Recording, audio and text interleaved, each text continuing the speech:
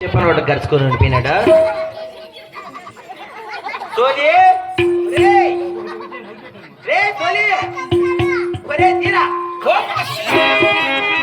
ఓం నమ శివాయ.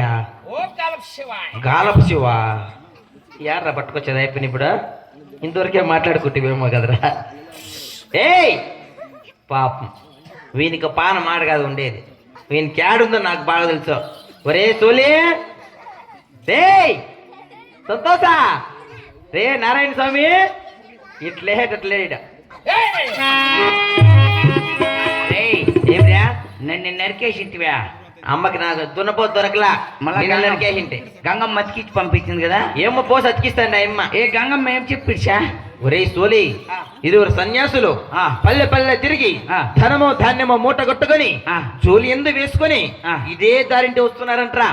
వారిని మనము దొంగతనం చేసేసిన మనం గొప్ప సావుకారులు అయిపోతాం, పెద్ద షావుకారులు. అవును, వాళ్ళ దగ్గర దొంగతనం చేయాలంటే ఒక చిన్న ఉపాయం చెప్తాను రా. ఏమిటి? నేను పెద్ద దొర, నువ్వు నా కింద పిఏగా ఉండు. నువ్వు వీళ్ళందరి కింద పిఏ. ఇప్పుడు దొర అంట, నేను మంత్రి అంట. నేను కూడా దొర, తగ్గేదిలే నీ అవ్వ పుస్తక. అట్లా కాదురా, నటించాలా. ఓ నటించాలా? నటించి నాకెంతుండేది నీకెంత ఉండేది నాకెట్లా తెలుసు? అట్లా కాదురా, ధనము ధాన్యము ఎంత పెరిగిండేది. అబ్బా, ఎన్ని ఫ్లైట్లు, ఎన్ని కార్లు, ఎన్ని విమానాలు, ఎంత టెంకాయ తోపులు, ఎన్ని మామిడి తోపులు, ఇవన్నీ ఉన్నాయి మొత్తం చెప్పేసి మన ఇంటికి భోజనానికి పిలుచుకొని రా. ఇవన్నీ సంపాదించండి పనువా? ఇవన్నీ సంపాదించాలని నా టమాటా చెట్లకు సీడ్స్ కట్లు కట్టేకపోతాంటివే. సౌండ్ అన్నదిరా, నటించాల. ఓ నటించాల. నటించి మన ఇంటికి కరణానికి పిలుచుకొని రా.